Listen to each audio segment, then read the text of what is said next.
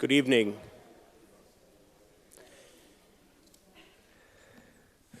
Good evening, everyone. I'm Tim Whalen, the director of the Getty Conservation Institute, and it's my pleasure to welcome you on this spectacularly beautiful fall evening here to the Getty Center. It's my pleasure to welcome you to this panel discussion this evening on California missions, presented in collaboration with Getty Trust Publications, but indeed also with our dear colleagues from the National Trust for Historic Preservation's Western Office, represented by its director, Anthea Hartig. So my thanks to one and all colleagues for helping with this evening's event. Today is October 20th, you all know that, but indeed it is the release date for the publication California Missions, History, Art, and Preservation, authored by the late Edna Kimbrough and Julia Costello with Tabby Ball. And as you may have well noticed, the book is in the lobby, and you can view it on your way out as well. I'd like to take a moment to say a few words about the late Edna Kimbrough, the initial author of this book. Edna, as many of you know, was a tireless advocate for the preservation and interpretation of the California missions. And indeed, she was a founding member of the California Mission Study Association. When we invited her to write this book, she very enthusiastically began revisiting all the missions, all the state's missions, and it's hard for me to imagine how many times that would have totaled for her, wading through the historic archives and drafting text for what has become this very special publication. On July 1st, 1991, I was appointed program officer. I was a lot younger then, or somewhat younger then, at the Getty Grant Program, which is the grant-making arm of the J. Paul Getty Trust. I was responsible for the conservation grants that were made for conservation and works of art. And I think it was on July 2nd, 1991, that the phone rang in my office, and this very enthusiastic person, whom I'd never spoken with before and had never met, called to tell me how it was going to go with the California missions. And when one gives money away in that context, there are lots of people who want to help you understand how that money should be spent. And it's hard to spend that money well, but within about 10 minutes I realized I was probably talking to a very thoughtful and in fact, a person with keen judgment, and as you might have imagined, that was Edna Kimbrough. And she made my life easy. I just kind of listened to what she told me to do, and things worked well from there. Edna was an authority on the preservation of historic adobe structures. She was also a respected colleague and contributor to the work of the Getty Conservation Institute, serving as a preservation specialist for our Getty Seismic Adobe Project. And you'll all know that acronym GSAP. It's a household word around here. That started in the early 1990s. Her encyclopedic knowledge of the California adobe architecture was really instrumental in helping the project's engineers and scientists develop seismic stabilization and retrofitting solutions for historic adobe structures that balance safety with conservation.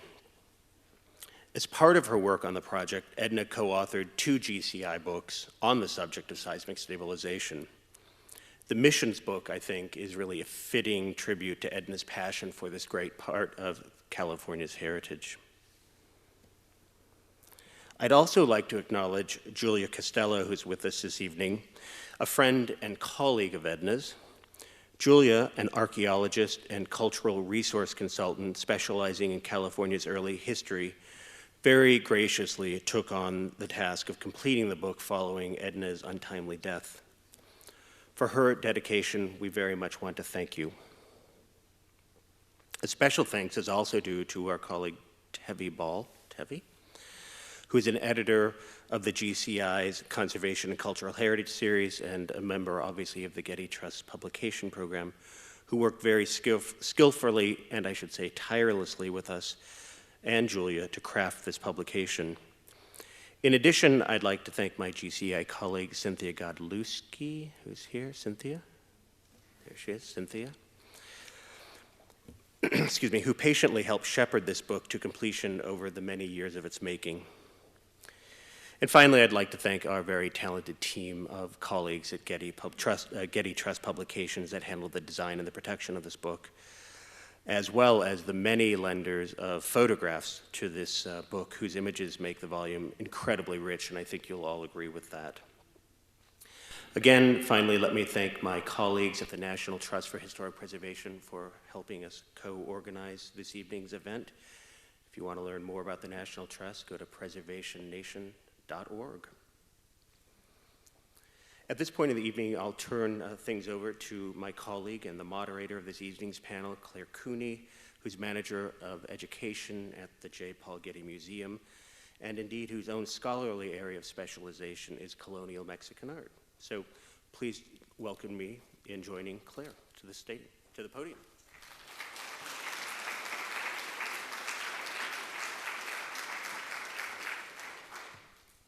Good evening. I have to say, as you were all taking your seats in the auditorium and we were seated down here, every time I looked back, I'd see, well, one of these books in your laps. And I'm pleased to see that people are buying them. I've spent, oh gosh, the last couple months pouring through this book. This is a project that I'm probably the newest person in tonight's program, too. But it's a marvelous book, so anyone who has purchased it will enjoy it immensely, and those who have not must purchase it by the end of the evening. Anyway, I am delighted to serve as moderator for this panel of distinguished scholars and advocates for the preservation of California's cultural heritage. As this is a program that promises to be filled with stories, I'd like to open the program with a very short, and I promise it's short, narrative of the foundation of Spanish missions in the Americas. So this is predating what our California mission book has to deal with. Okay, how do I get this up? Okay. In 1524, 12 Franciscans arrived in Mexico City, and this is 3 years after Cortez had taken the Aztec capital of Tenochtitlan. The friars arrived in May near the present-day port city of Veracruz and walked barefoot 400 kilometers to Mexico City. This act showed endurance in spite of hardship and a commitment to working in remote, isolated locations in order to bring Christianity to the new land and the new subjects of the Spanish Empire. Evangelization and conversion justified the conquest in the eyes of the Spanish. From the start, colonization was at the same time an evangelizing mission. And what you're looking at here is a mural that's placed in the refectory of Huejotzingo, a very early Franciscan monastery. And this is a portrait of the first 12 official Franciscan mendicant friars to arrive in the Americas. Acolman is an Augustinian mission built adjacent to Teotihuacan, an ancient city center and a very prominent pilgrimage site for the Aztec. Missions in New Spain, which Mexico was referred to at that time, were planned by Spanish friars and built by American Indians. Resettlement of native population created a labor force and fostered a civilized, which meant sedentary and urban lifestyle. And it was a way of claiming land for the Spanish. This process, called reducción, continued into the 18th century as the colonization process continued to take place in Alta California. Missions became self-subsistent communities existing outside European cities established by the Spanish. The building style and plan was derived from European Renaissance and Mediterranean examples, often drawn from Vitruvius and sometimes from Alberti. And if you look at the facade of Acolman, you can see the kind of triumphal arch, the balance of the elements of the pilasters, and that kind of central vertical axis established by the entrance and the upper window. The colonial mission plans were adapted also to adjust to the climate that the Spanish found in Mexico, and then eventually in California. And you see a typical diagram of one of the Spanish missions. And if you look at this, you can see pretty much the same elements that you would find in the missions that are built in the 18th century in California, with the church placed here, and then in front of it, a walled courtyard called the Capilla Abierta, and then this is a porteria, and then beyond that is the residential quarters for the friars, and then this would be the area that was given to agricultural activities. So all of these elements, many of them, are very, very similar to what we find 300 years later in California. Mission layout made it possible to evangelize hundreds of thousands of Indians in the open-air chapels. And the image you see from a very important 16th century manuscript shows how the friars were busy at work in these open courtyards, educating the neophytes, converting them to Christianity. On the left you see, or let me see now, this is on the right, you see a map of New Spain. And this just gives you a hint at how extensive this building project of missions was in 16th century Mexico. Between 1530 and 1600, over 400 missions were built in Mexico by Franciscans, Augustinians, Dominicans, and Jesuits. The missions were built for the purpose of providing appropriate settings within to teach Christian doctrine and to congregate the converted American Indian population. In 1570, the Jesuits' arrival initiated mission work that moved north in Mexico and would eventually find its way to Baja California. It was in 1697 that the Jesuits built missions in Baja California. And then we should note that the Jesuits were expelled by the Spanish crown from the Spanish Americans in 1767. And at that point, it was the Franciscans who took over this northern push of mission building and colonization that ended in Alta California. And in 1769, the last date I'm going to give you, the Spanish exhibitions led by Gaspar de Portola, the comandante of the Spanish-Mexican forces, and Junipero Serra, the Franciscan friar, moved into Alta California, opening up the region for settlement. And they began the settlement by establishing outposts, both military and Christian, in 1769 in San Diego, and the following year in Monterrey. And this is where our story and the conversation tonight will begin. So tonight, we celebrate the publication of an immensely important book on California missions, which tells multiple stories of the history and the arc of development of mission heritage, bringing modern scholarship to a broad readership. This evening's panel discussion shares the book's goal to present the richness and complexity of the mission story. Our distinguished guests tonight represent three distinct points of view reflecting the web of intercultural narratives that are embedded in the complex history and reality of the 21 historic California missions. Our panelists represent the multiple disciplines that inform preservation of the missions today. So let me introduce our speakers, and then we'll get into the meat of the program. You have been introduced partially to Julia Costello, an archaeologist who is an authority on cultural resource management of historic sites in the Western U.S. Julia Costello received her MA in prehistoric archaeology from the University of Denver, and then spent 2 years excavating Bronze, Iron Age, and Roman sites in Lebanon. She came to California in 1974 and received her PhD from UC Santa Barbara. She has extensive experience with a wide range of archaeological sites and traditional cultural properties, which has included the evaluation and preservation of historic buildings and structures.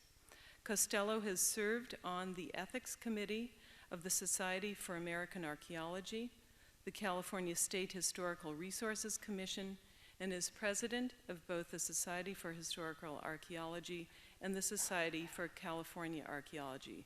She has published widely on her work with Spanish colonial and Gold Rush period sites, and is co-author, as you know, with Edna Kimbrough of the new Getty publication, The California Missions.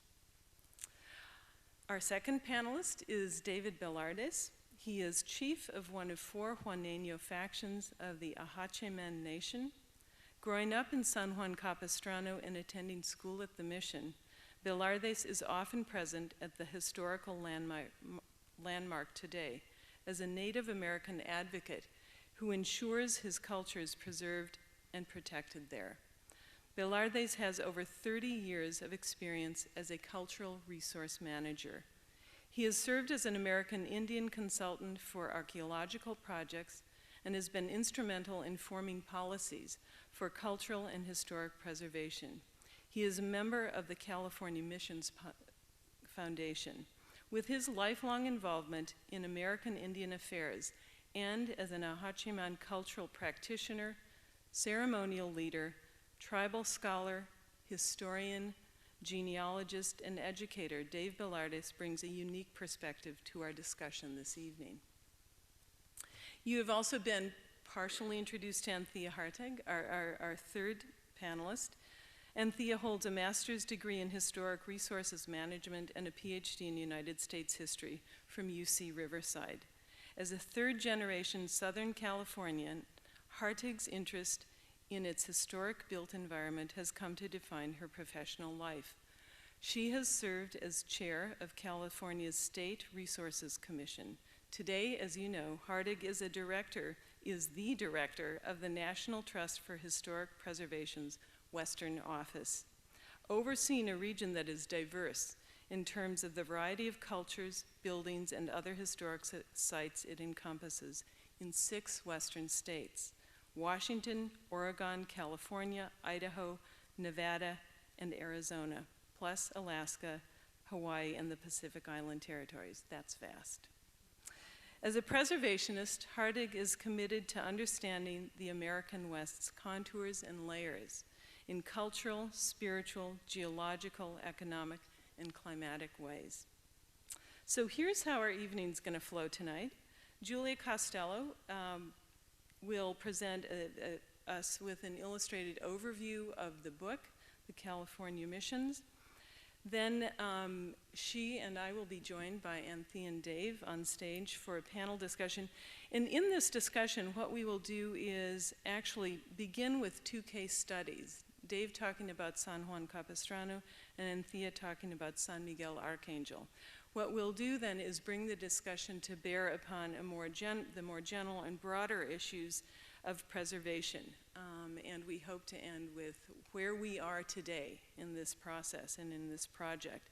And we will include time for question and answers from the audience, and the finale is a reception during which you can continue your conversation with the panelists. So at this time, I welcome Julia to the podium. Thank you.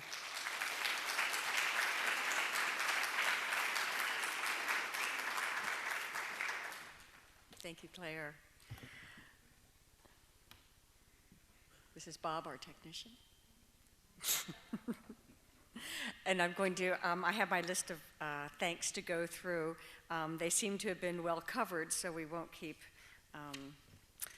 congratulating everyone, but I wanted to add to Edna Kimbrough's wonderful list of accomplishments is that she was also, besides the seismic work on Adobe, she was also quite the expert on the art and material goods of all the Spanish and Mexican periods in California, and knew all those little things that had to do with the California life.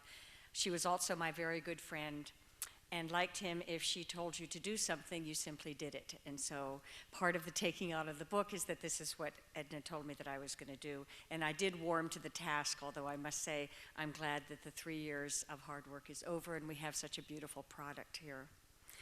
And I need to thank Tevi, our editor, who shepherded it through, and the support staff of the Getty, and who hasn't been mentioned yet, or all of my colleagues and friends and experts on diverse topics of everything to do with the mission period.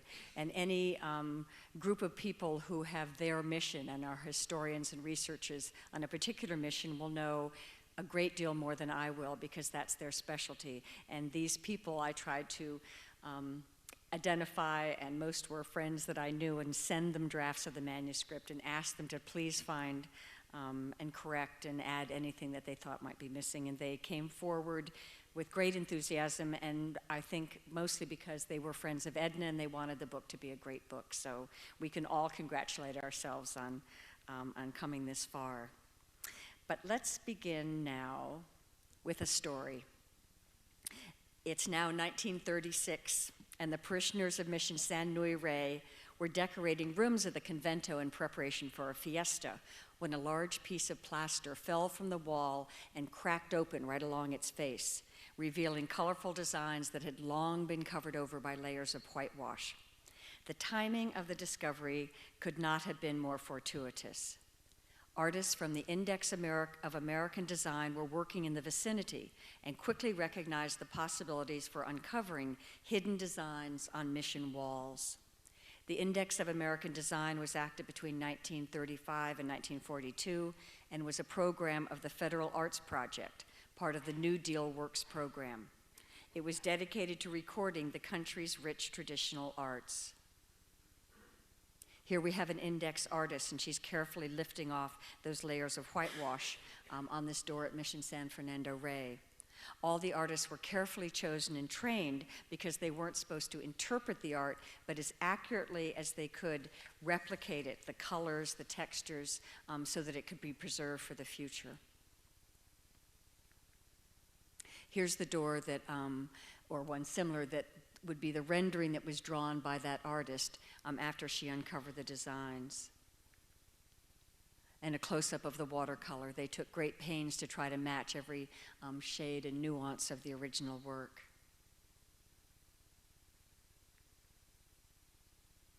This is the altar at Mission San Miguel.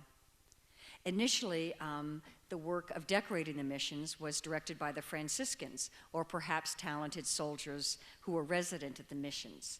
Artisans, though, soon arrived, specialists who were trained in masonry and stone cutting and carpentry, and in painting.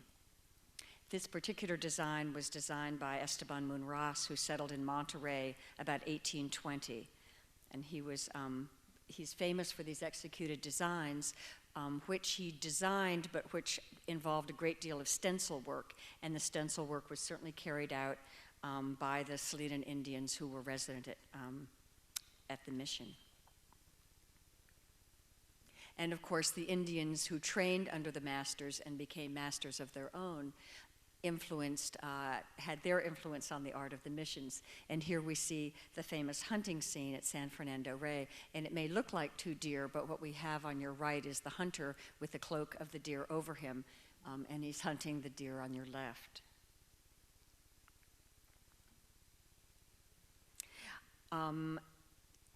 These works then, 70 years later, to bring us up to date, this is Mission Santa Ynez, except for those extraordinary murals at San Miguel and this altar at Santa Ynez, all of these decorated original wall surfaces have disappeared from view. And in fact, besides the painted designs on the walls, relatively little has survived from the California missions at all. We often think of the mission as a church. It's kind of been reduced to that. But you have to imagine that when they speak of a mission, we're talking about not only the central quadrangle and the church here in the center, the church, the central quadrangle where the padres had their residences in front, the sala, the reception rooms, the library, a cocina. You would have residences for the unmarried women. You would have shops and storage buildings, all of these secured within the walls. You'd have the soldiers' quarters outside, an escolta of perhaps 5 or 6 soldiers with their wives and families. And you would have the Indian village of the converted, the neophyte Indians who had moved to the mission. Water systems came down from the hills, fed reservoirs, fed fountains in front of the mission. Gardens would have been walled as the livestock was open range, and you walled your gardens in, not out. And then you had, of course, thousands, tens of thousands of acres of surrounding lands where you had special grazing lands and resources and trees that were cut. And this was the mission. This was this large establishment. And from all of that, there is very little left. There are, in fact, only 11 original church buildings left in the state of California, and only 6 of these have their contents remained intact throughout from the mission period. Our book tells the story of these historic survivors, highlighting the buildings and the art and the objects of daily life left from this epic time. We want to encourage appreciation as well as active conservation and preservation. But first, let's set the context. The story of the founding and the development of the California missions is profound and complex. It is comprised of many competing stories told from a wide range of perspectives, and these have produced considerable debate over the years. Some views maintain classical interpretations that the Franciscan padres and mission system brought inevitable civilization to the native people, recognizing that there were some difficulties in this process. More recent views emphasize the catastrophic effect the missions had on California's indigenous populations and the active resistance tribes and individuals practice against coercive colonial institutions.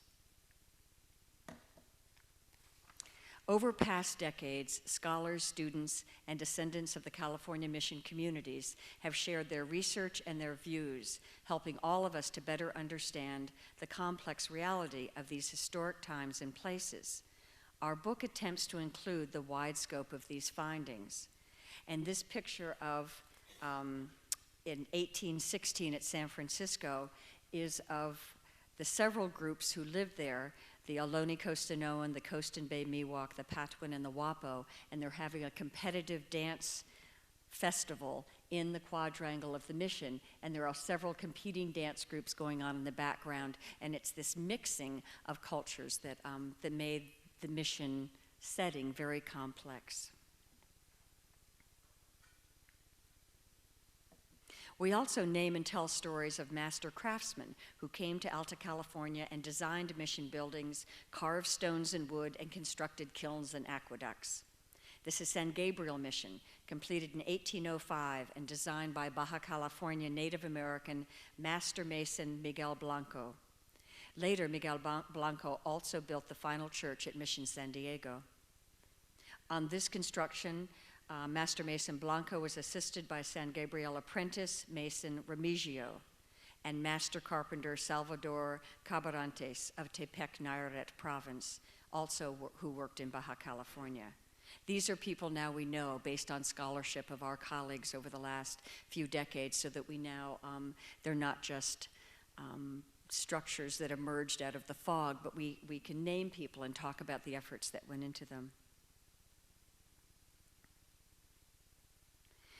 I don't know why this seems. Santa Barbara Mission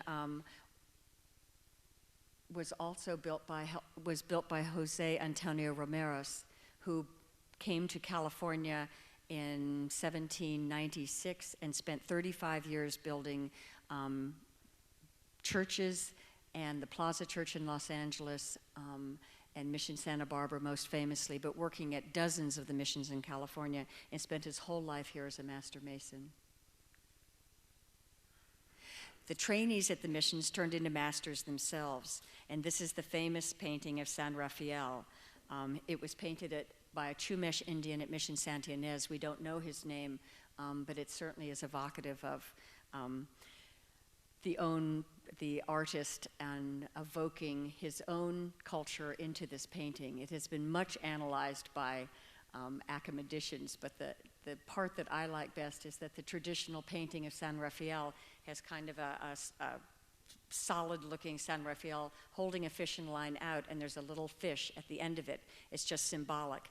But the Chumash were great fishermen. They had the Tomal canoes that went out to the islands, and here we have a great robust fish, and San Rafael has it clutched up next to him in a great friendly and comradely gesture, and that they're one. And this is a different slant on it, which I like to think has to do with the Chumash culture and the artist that painted it. The other famous canvas work done by Native Americans are these canvases of the 14 Stations of the Cross. And in the Catholic Church, you have the 14 stops and noteworthy places in Jesus' walk from to Calvary. And when the churches were first found, they generally could not afford paintings, and they would have printed pictures of these along the walls. And as they became more established and got some more financing, they would send for paintings from Mexico. And at San Fernando Rey, they decided they had enough in-house talent to paint the Stations of the Cross themselves. And they certainly copied the printed images, but the colors and the faces and the scenes going on in the background were done by the neophytes at that mission. We also even know something of the carpenters, not just the great painters. And this bench, which was at La Purísima Mission, we think was made by a Chumash carpenter named Pacomio Poqui. And Pacomio was born on a rancheria near an Indian village in 1794 and baptized in 1803. And he trained as a carpenter as a young boy. The 1812 earthquake destroyed the first site of La Purísima Mission, and they moved to the second site where the state park now is. And so Pacomio would have been very active in the rebuilding of this entire establishment. He was also a leader in the 1824 Chumash uprising, and this involved Santa Barbara Mission, Santa Ynez Mission, and La Purísima, and it was an uprising of all of the Indians against the oppressive Spanish soldiers primarily, and he was arrested and taken prisoner and sentenced to 10 years of hard labor because of his part in the uprising. What that means seemed to be quite different as we follow him through the documents. He actually moved with his family to Monterey, so his 10 years of hard labor was probably in service to the Presidio of Monterey. And we find that by 1836, he's actually serving as a police commissioner in Monterey. So he seemed to have made this transition into the new population pretty smoothly. He had a furniture making business, so he was practicing the skills that he learned at the mission. And he and his wife, Asubir Maria, had a productive life in Monterey. However, both succumbed to the smallpox epidemic of 1844. He retained his Chumash ties, though, and this is such a good example of, living in a new culture, having a vocation. He still, on occasion, danced and sang Chumash songs in the streets of Monterey, dressed in a breech clout and painted in red, white, and black with feathers on his head. Decades later, his songs were remembered by an old Costanoan woman and recorded by anthropologist A.L. Kroeber. And these songs from Pacomio are now preserved at the Phoebe Apperton Hearst Museum at Berkeley, California.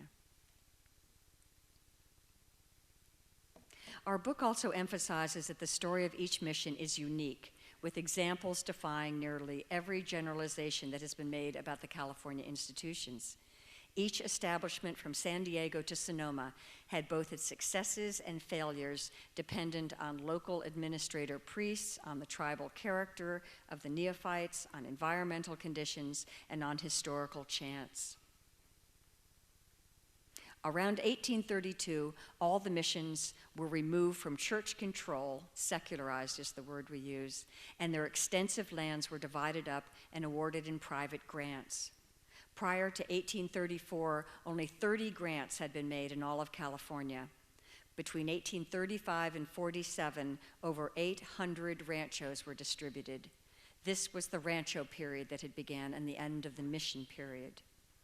For the church buildings, some were abandoned and fell to ruin, some were sustained by small communities, and a few, such as Santa Barbara and Santa Ynez, became repositories of art, artifacts, and historical documents from nearby abandoned missions. Helen Hunt Jackson's novel Ramona was used not for reform as she intended, but for romantic myths, while groups such as the Landmarks Club and the Land of Sunshine magazine turned mission ruins into tourist destinations. The use of the missions as promotional tools for the selling of California evoked the California dream. This attention, however, had its benefits.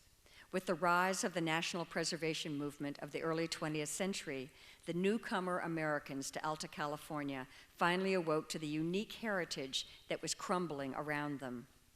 Fundraising was initiated and restoration projects launched.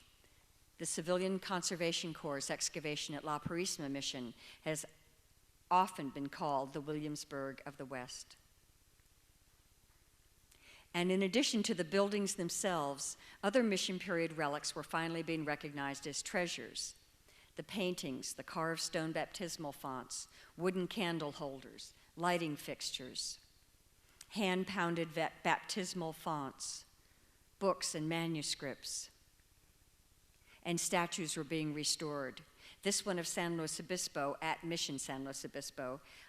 Look, you see him in the front here in all his restored glory with the estofado designs on the thing, but on the back you can see the 3 layers of painting that he had undergone that had been left here in stripes, and the top coating was just common house paint, and all of these the conservators had to go through to get back to his original vibrant red and white cloak.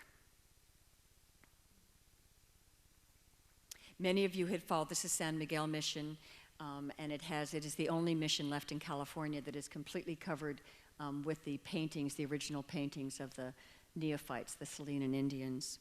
And in 2003, the earthquake up in that region of California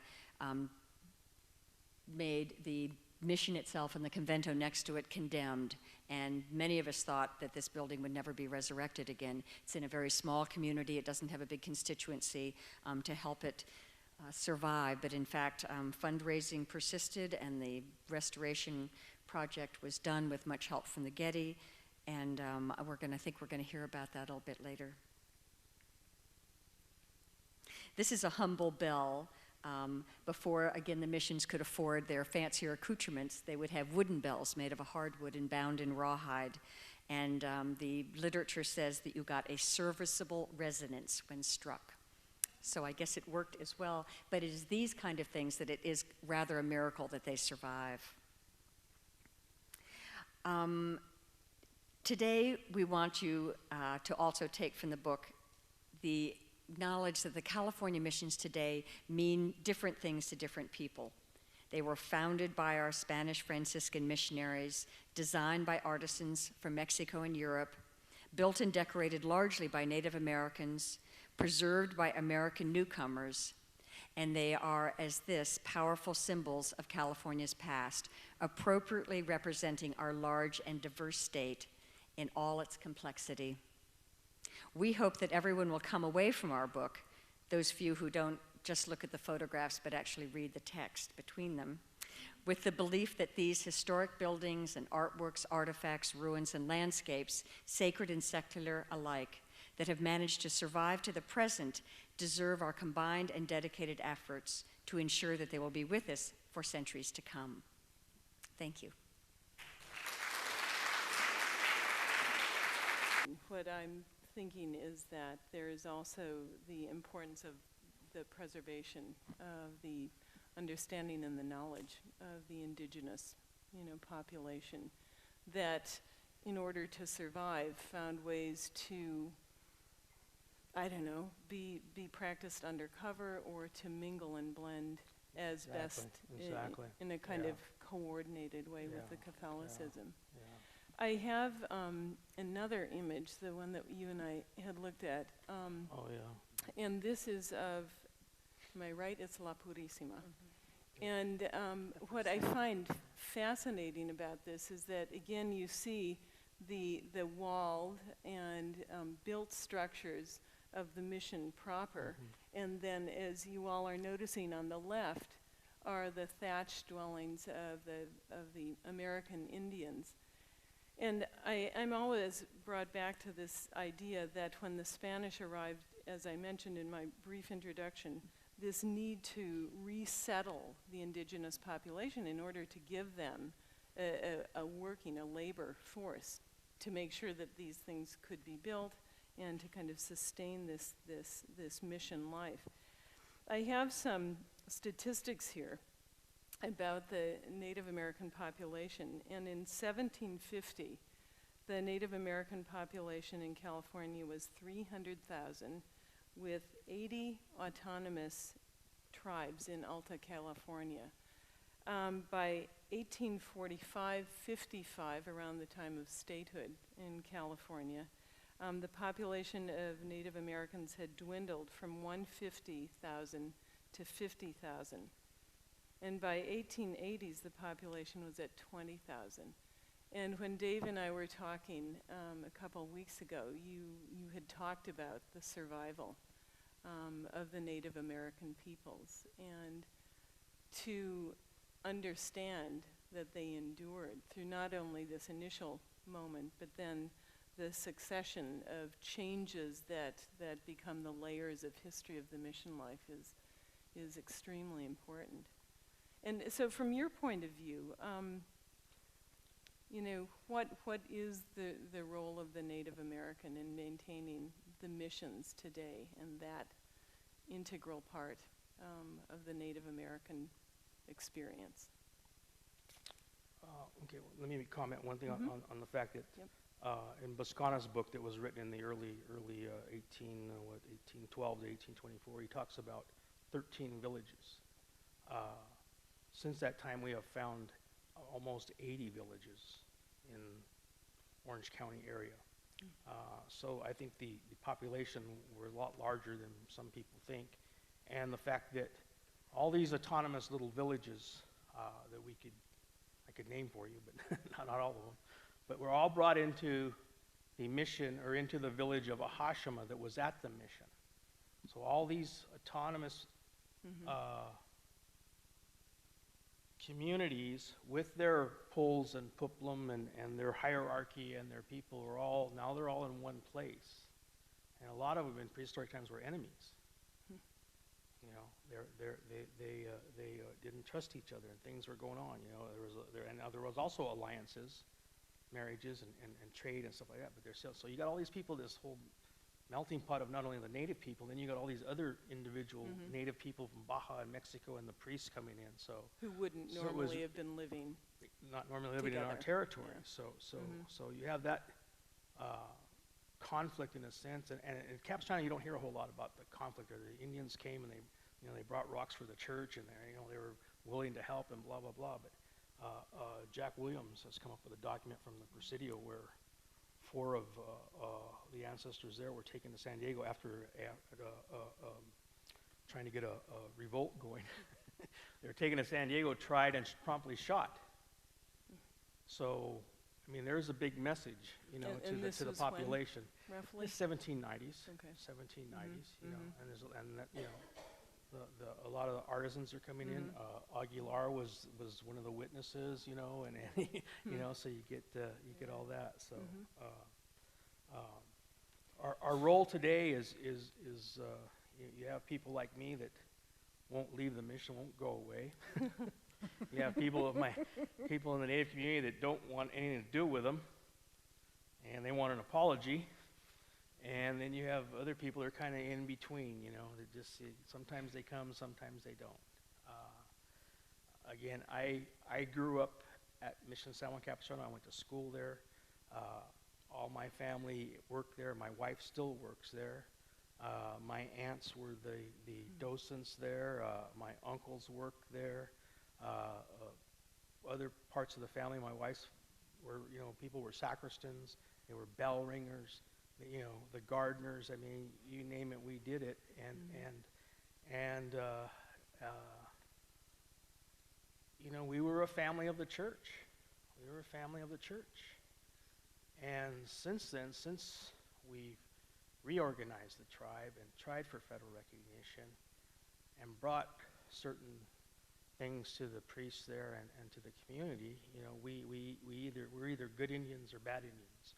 You know, I can be a good Indian one day, and next day that day's at it again.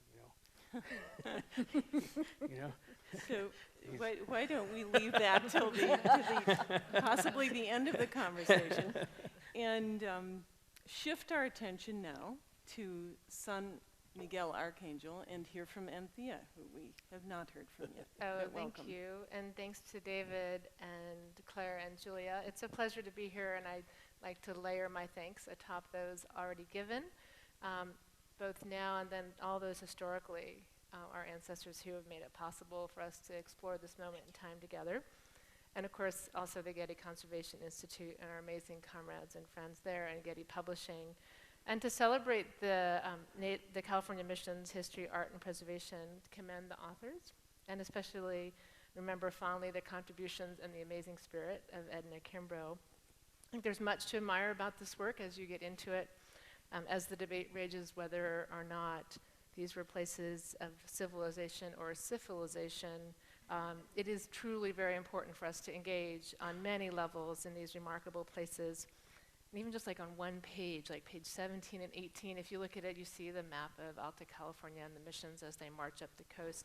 But if you look at the table that accompanies it, very importantly, in terms of how we map the past, you see both the founding date and the institution's name, which are very commonplace, and then the Native American tribe or tribes that were impacted. And this is a very important inclusion. The historical flashlight shown on the remarkable WPA Index of American Design is a godsend and a reminder that what the federal government can do when it gets creative. The fascinating sidebar that I forget what page it's on, but on Native American graffiti spurs us to deepen our understanding of kind of how place can help us understand the complex. For my work in California history, but in particular with Mission San Miguel Arcanjo, I find it exemplifies some really important paradigms. And I'm going to touch on those, and then we'll shift into our conversation with you. But both with its history and its historiography and its conservation, I think it peels back for us a really complicated story. And there are many lessons that we as historians or stewards, preservationists, conservationists, members of the public, mothers of fourth graders, that we can all learn from. That's a contextual shot, and yes, San Miguel is still quite rural, which I'll get to in a minute, and that's post-earthquake. And there it is again. Mission San Miguel Arcanjo at a glance, of course it's located along a river, amongst the Selenian people along the Selenian River on top of their village, which was either Cholam or Cholami, what we call it San Luis Obispo County today. It's a model of the type of planning that Julia and Edna talk about, of Costco, of citing a mission for its access, its concentration of native population, its nearness of waters, and what they hope would be good land. Mission San Miguel stands out for its diversity and its longevity and its authenticity, and has been mentioned, the only kind of really uniquely intact interiors, and also to the threats. There's that little fault system, as you know, that runs under most of our state, and sadly El Camino Real maps it quite closely. And succumbing on the 22nd of December 2003 to a 6.5 Richter scale, what was known as the San Simeon quake, and is a key point in our tale. But to go back into this is the 16th mission founded, and so by 1797, their Franciscans and their conquistador partners had a lot figured out in terms of mission planning, which has been reviewed quite nicely, but you can get a sense of that. Importantly, the Franciscans wanted a spot between Mission San Antonio and San Luis Obispo, and they executed it according, by that time, to plan, which was both a function and design and hierarchy. These are places at once of control and production, as well as conversion, and also of remarkable syncretism, that great kind of cultural combining, or of many cultures into one.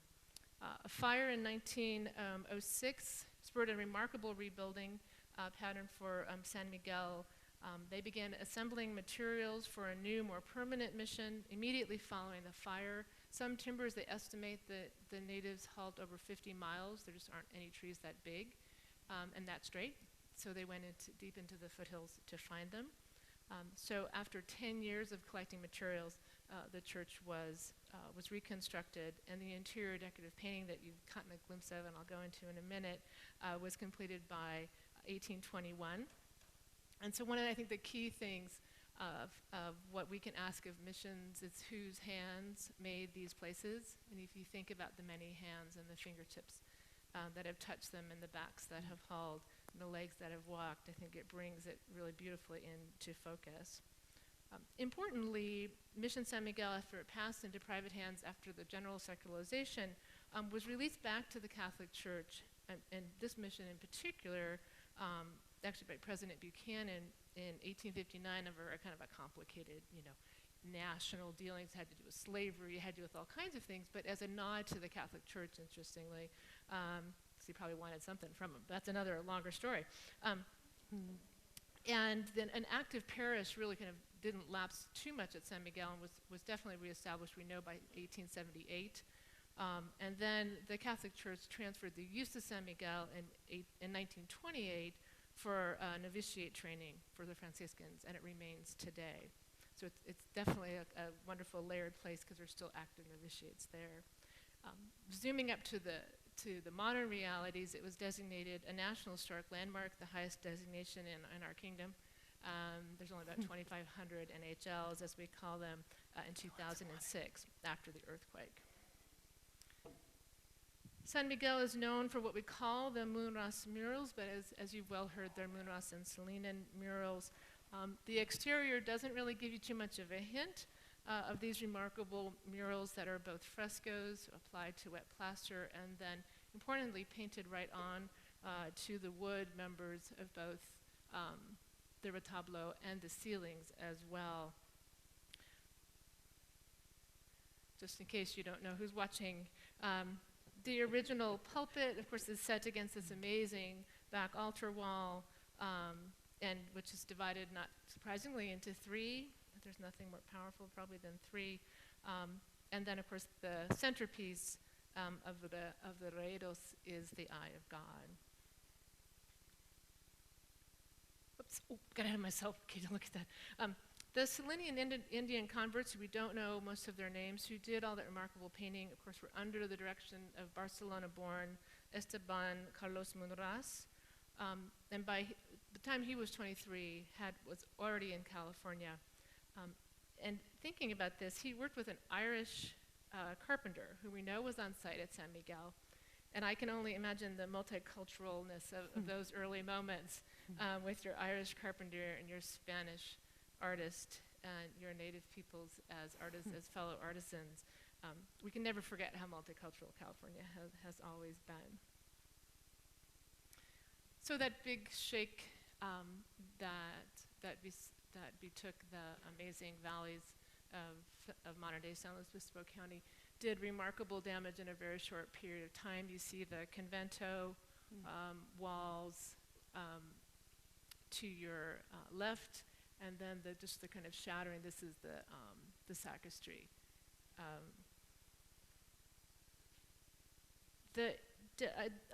I can talk, or probably much more smarter people in the room can talk about the level of damage and the delicacy that we've handled it, and I'll go into that slightly.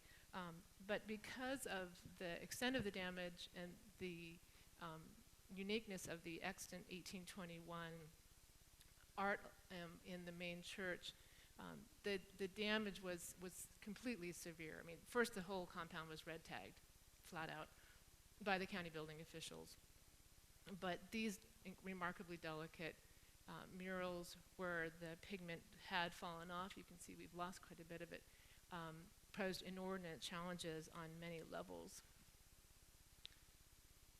Just a little more example, both the, of course, window fenestration being a weak spot in any elevation, and then importantly, the shifting that you see on your lower right of the very foundations. I think and I'm going to kind of whet our appetite for just a couple more slides about the importance of kind of a collective, holistic, very well detailed, and hopefully as well financed as we can make it, rehabilitation and conservation effort that went on. This is a remarkable team of people, including the tribal elders of the existing Salinans, who are very much there and very much a part of rural life in San Miguel.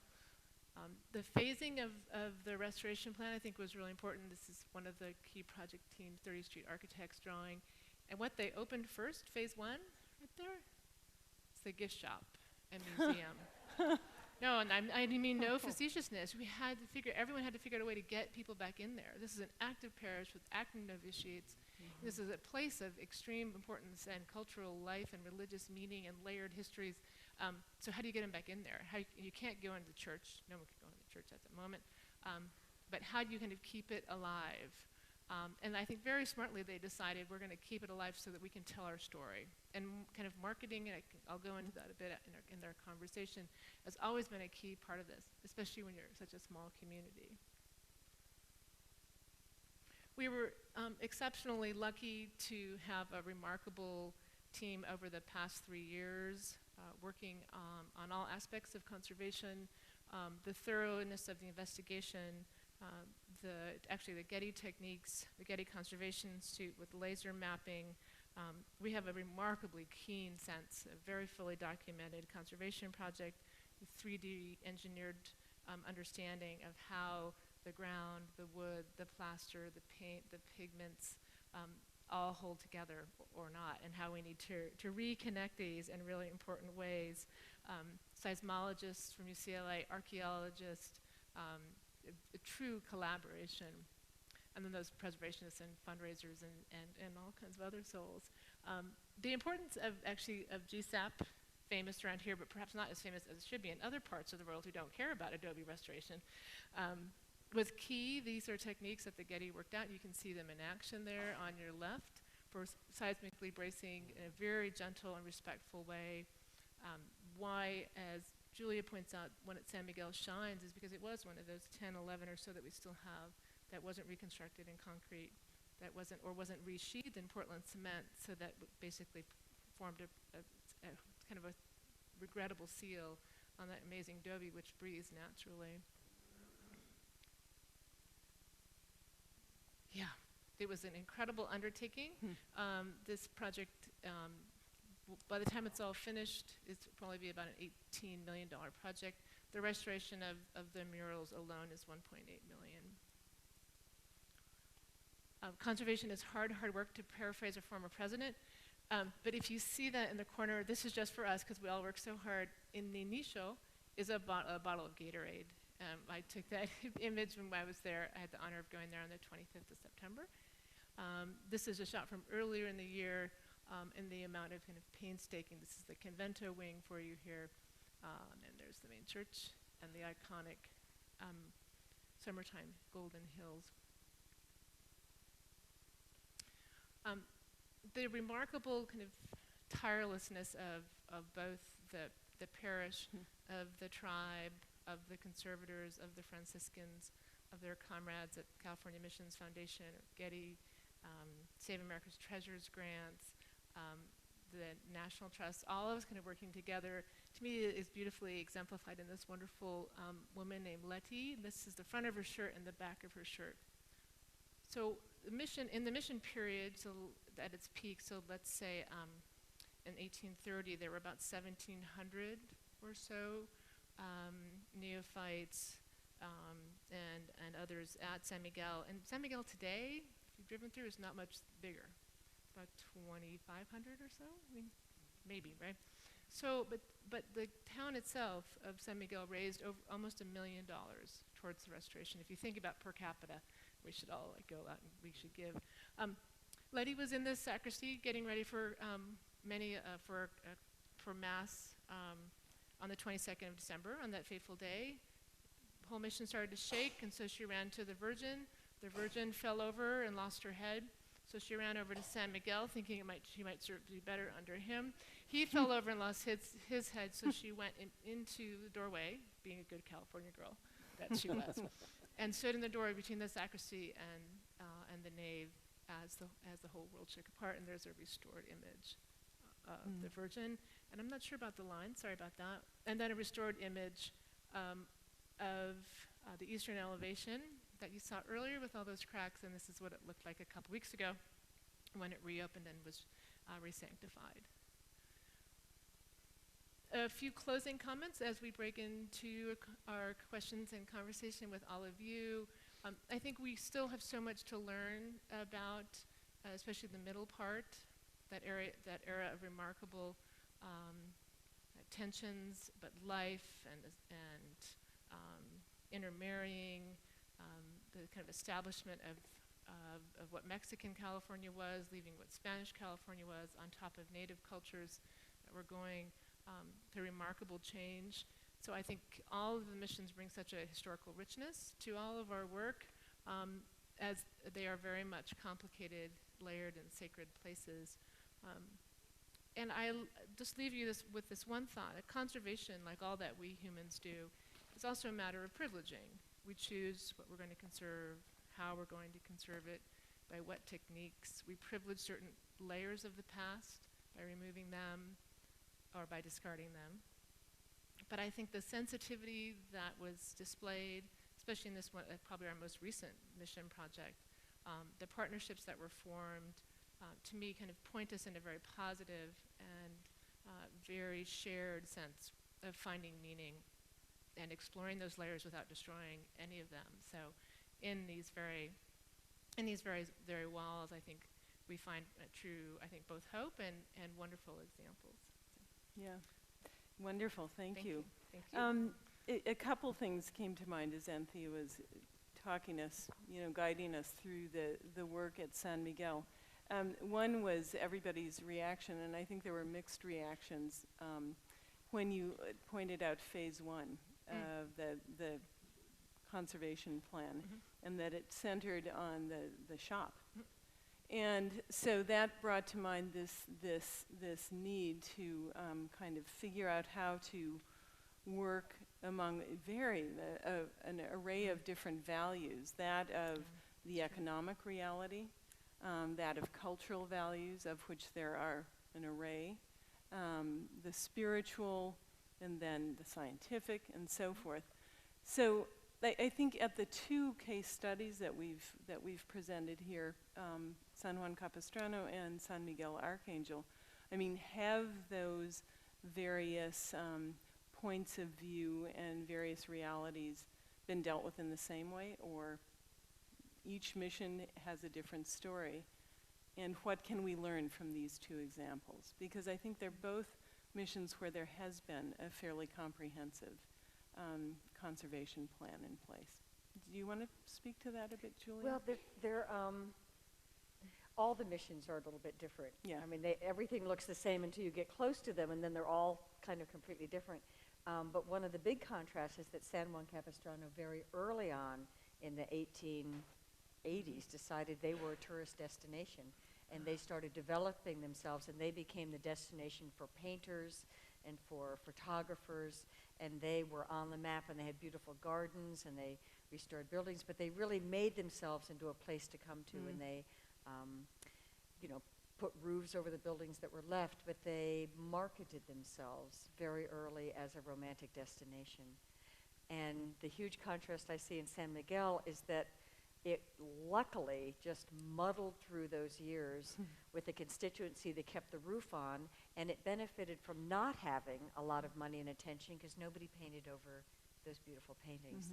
They were really left alone because it didn't have any notoriety, and it didn't have a lot of people coming where you could fix it up and spruce it up, for the tourists. So they had completely different roads to stardom. And today they both, San Juan Capistrano is gorgeous. It's one of them next to Santa Barbara, or with San, it's one of the most visited missions in all of We're the California. richest mission. It's a rich mission.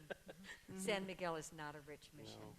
And although San Juan Capistrano has fabulous attributes that are unique to itself, and I don't want to diminish it, but here little San Miguel, much neglected, is really a treasure, national treasure.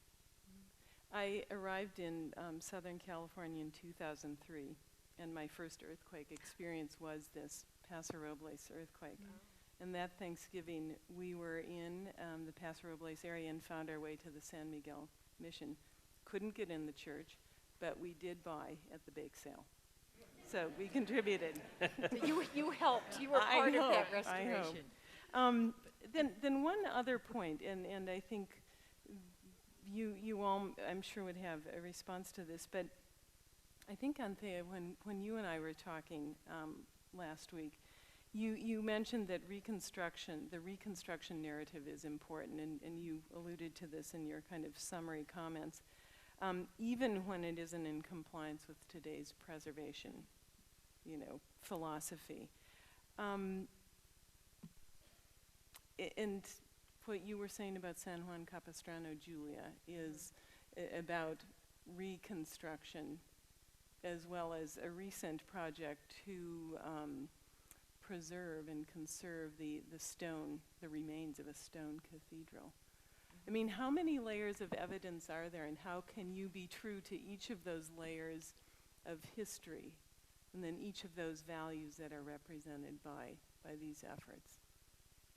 Well, at Capistrano, early on, like Julia said, 1880s, Father Mutt was there, who ended up at San Miguel, and the Landmarks Club was there, and then we had O'Sullivan come in. But, if it wasn't for those early preservations, were accurate or not, they stabilized the stone church, even with the big old giant metal bars and railroad tie buttresses and things like that, and it was done, and it was re-roofed. The barracks building was going to be the chapel at one time, and then the chapel ended up in what's now the gift shop. And Sarah Chapel under O'Sullivan was not reconstructed, was extended, and the sanctuary was raised, and an apartment in back for O'Sullivan. So all that, and then of course under O'Sullivan, the north wing was completely rebuilt for the school. So that was the Mission Indian School that I went to in the 50s. 76, the bicentennial year, the west wing was built on the exact foundations, and then by 79, 80, it was sitting empty, and that's when Professor Megalusis showed up, and he started his interdisciplinary research, and mission studies came out of that, and since that we have Mission Foundation, and so we've had and the same Nels and Nels Roslin and John Loomis were also at San Miguel, so they already had experience at Capistrano. So this whole thing and the mission studies coming together with scholarly research and having conferences every year, so you could go up and down at each individual mission and find out what everybody's doing up and down the coast as far as stabilization and what they're doing to preserve their missions and how they're going about it. So so we've had several movements, over the last 100 and some odd years, so. And the narrative of preservation alone is, I think, remarkable, and many people in this room have participated in that. I think one of the best ways we do is we never forget our colleagues and our elders who are working on figuring this out, like Lisbeth Haas's amazing work on San Juan Capistrano community as a community. What was it like? Especially during the Mexican and American transition, tells us an awful lot. If the mission is a text, then her work and many others give us our context, and I think that that's so important, especially in the urbanized missions. Like if you go to San Gabriel, you just think of all the shots we've shown you, and that's how large those compounds were. So where you're walking, be gentle, be respectful, because all that was mission, and we still actually don't even know archaeologically, historically, what's the full map, and we're still learning about San Gabriel. So I think the urbanized missions, especially the ones in Southern California, but if you go to San Francisco to Mission Dolores, again, be gentle, tread carefully. You're in a lot of sacred land there, and so it is. You're right. It's those kind of complicated layering. And the other thing about San Miguel, just real quickly, is one of the reasons for its remarkable longevity is that the first true preservation project and rebuilding efforts were done in 1950, and the Franciscans decided that out of respect for the first building ways, that they would remake adobe. So all of the reconstruction from the 1950s at San Miguel is of adobe. Again, the same soil, the descendants of some of the same hands who probably dug them, worked on it again. So it is unique in that it has that longevity. But every mission does. It's some of them are just, I think, much more many more parts of those layers have been kind of Yeah. taken from the book, if you will, or taken out of the cake, or you can pick a metaphor. Yeah. So one closing thought, and then we're going to open this up for questions, is that in the book there's a glossary. And myself being, I would consider myself maybe a neophyte to the California Mission story, went back to the glossary to look up the definition of preservation, the definition of reconstruction, and the definition of restoration. Look it up. It's very helpful in understanding the complexity of the mission story. With that thought, we have volunteers, actually no, staff from Visitor Services on either side. They have mics, and if you have a question, please wait till you get the mic, and everyone will hear you. So we've got someone in the front here. Gentleman in a nice shirt in the second Yes. row. Did anyone on the panel, or any of your colleagues, to your knowledge, or any of the organizations that you represent weigh in on the county seal debate a couple years ago where we lost the cross? And now that it's gone, what's that building on the seal supposed to represent? What county? Anybody? Can anybody respond? I don't know anything about it. No, I don't. Not on the No. panel. Yeah. I'm sorry. I'm sorry. But maybe someone in the audience did. But the lawsuits over a couple of different crosses are key. You know, we could talk about iconography, but that might be another conversation. But the importance of the Catholic Church in California it just can't be overlooked. And seems regrettable when kind of politics interferes with history, but it does every day, as you know. Church and state. Sorry. Church and state, Yes. State Hi. and church. private property. 2 questions about San Miguel. Yeah. Thank you. Hi. Hi, you in the middle, yeah. One is, when is the church slated to be open again? And the second one is I lost track of the whole, you were just alluding to it, the whole politics of the funding of of restoration, preservation. Sure. And what happened with that controversy? I was really appalled when I heard that there was objection to funds going toward that from the government. Right. And I'm sorry I didn't make myself clear. I was probably rushing to get to questions. But on the 29th of September, just a couple weeks ago, the sacristy was the church was rededicated with the bishops and the Franciscans, with the brothers and the community. First with a native blessing, and then with the Catholic blessing, and then was opened again to the public on October 2nd. So people are worshiping again right now. Maybe they closed down, but tomorrow morning, 8 o'clock. Yeah. And then you're right. Our fine questioner alludes to a bill put forth by Barbara Boxer, I want to say in 2004-ish. Help me. Yeah. That would appropriate $10 million to the California Missions Foundation, which is now headquartered in Riverside and headed up by Dr. Knox Mellon, whom some of you may know as a 2-time SHPO of the state of California. Knox can't retire, so he keeps on doing good things. Then to distribute to the needy missions, and that was blocked by a lawsuit, again arguing it was a malappropriation of federal funds to go to properties that are primarily religious. And what that did is it sadly negated that they're also primarily cultural and primarily historic and primarily places of remarkable importance to the cultural heritage of the state.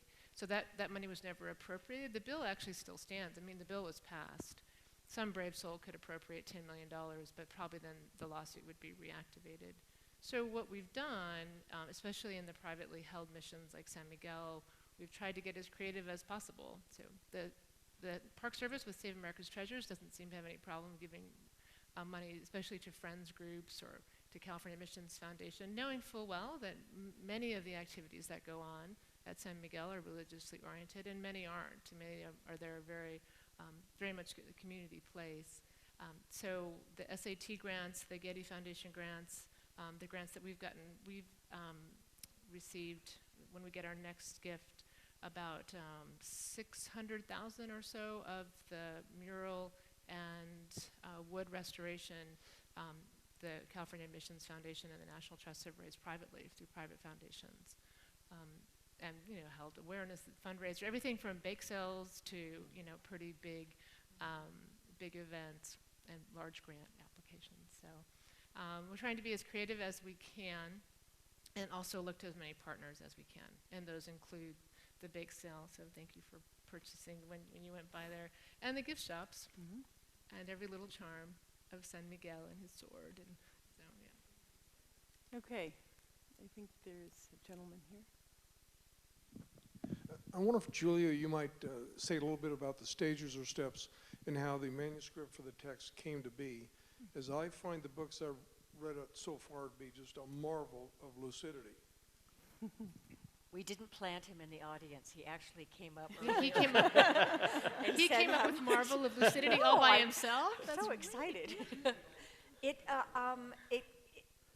evolved over time, as you can see, and it grew. But there was a core of knowing there had to be a history, an introductory history, and then there needed to be a section on architecture and one on statuary and painting and other objects of church and mission life.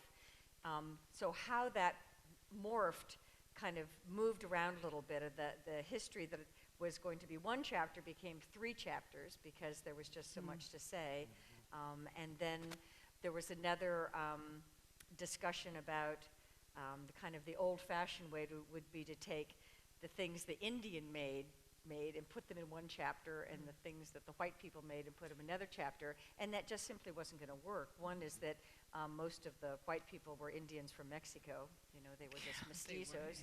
And then all the Indians made the adobes that made the churches. And so somehow we came to the realization that drawing lines, it just didn't work. The culture had become, you had a California mission culture, and these things were reproduced at that. And so we became satisfied with having buildings and painted art and statuary, and other items, and not worrying so much about the ethnic affinity of who made it, but that they were part of California, and it was a complicated group that was making all these things that turned it out. So the smoothing of it and the great narration, I would have Tevi take a bow, because like most scientists, I can take a really good story and just turn it into a dry, unreadable tome. And so we needed to make this lively and interesting and have personalities in it and have firsthand quotes out of documents. And we really mined the literature to try to tell a story and have people in it and have objects in it. And so I really appreciate your comment. But that's nice, because in the end you use the material culture, the cultural production as the organizing theme, right? Yes. It's the art and the architecture and what was constructed and made. Maybe that's why it works so well, Mr. Lucidity. It's a good point. Yeah. It's a good point. Hello, I bought the book today. I haven't had a chance to open it up yet. Louder. I read something a while ago that I've never seen any more information on, and I'm wondering if any of the panelists can expand on it. And that is that the enterprising Franciscans actually had on the books a plan for a second chain of missions, San Gabriel or San Fernando, which was the starting point, to go northward up through the Central Valley of California. And I've never heard anything about that since I read it a long time ago, and I'm wondering if there's any more information on that. Do you want to say no? I don't recall reading anything concrete like such a plan, but that isn't to say that some priest somewhere didn't think it might be a good idea. And they had certainly traveled in the Central Valley, and they knew there were tribes there, and they were looking for places to go where you could support a mission agriculturally, and also there were enough people to warrant putting in such an institution. So it is very feasible that some padre, maybe at San Gabriel or San Fernando, said, we could also expand up that way. But it never got to be a concrete enough plan where it was institutionalized. But it certainly could have been talked about. You have to find your source. No, I think it was, and there's I think the sad reason too is that they, because of the great level of mortality at most of the missions amongst the native peoples, there was a constant search for labor. So going inward into the interior tribes, who were still strong and who were still oftentimes raiding on the coastal missions, mostly coastal, was, I think it wasn't often discussed. Well, in fact, they did go into the Central Valley. That picture, the great picture of the 5 Indians all dressed up, Right. those were from near the Sacramento area. Right. And so your San Jose Mission and San Juan Bautista and San Bautista drew in huge amounts. So their later baptismal rolls are spiking up in population because, but instead of building a mission there, they simply went in and drew them in. The other clue to that is that we all know the missions were placed one day's journey apart by foot. That isn't true. That's one of those mission myths. San There are a lot Fernando of and them. San Gabriel are unusually close together, and that's why one of them was the starting, or the spur, so to speak, that So- was to extend into the Central Valley. You can leave this meeting knowing that the missions were not planned one day apart. So why don't, On Also, authority. also the tiles were not molded over the thighs of Indian ladies. Both of those you can I rest clear of. I like that latter one better. I know, though. you like that one. But it so wasn't. let's take one more question, and then we will move the conversation out to the lobby, where there is libation and books. Libation and books. Yeah. So, So lucidity. here we go. The gentleman in the pink shirt. Tonight we saw a very elaborate and complex restoration. But the romance of California history, the romance of the missions brought so many millions of research dollars to this project. And in fact, while they were at it, the seismologists just came up with extraordinarily simple and inexpensive means of preserving adobe structures. And if you haven't noticed, there are a lot of adobe structures in the world. So the result of this, the benefit from this, is countless lives saved worldwide, ultimately. That's a Yeah, wonderful That's a beautiful point. concluding remark. Thank you. And thank you, Anthea, Julia, Dave, for working with us on this. And thank you all for coming. As always, guys.